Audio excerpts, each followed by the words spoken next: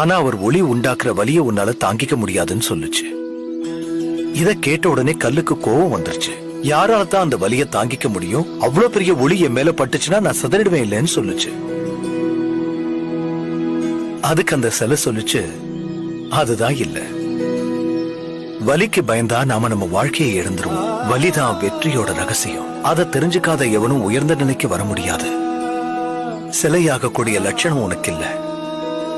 அதனாலதான் அந்த சிற்பி உன்னை கீழே வச்சுட்டாரு. அவரால உண்டான வலியை நான் தாங்கிக்கிட்டேன்.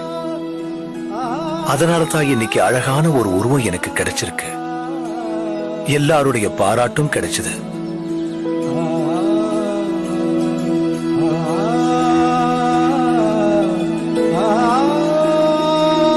நீ இப்ப சொல்லு.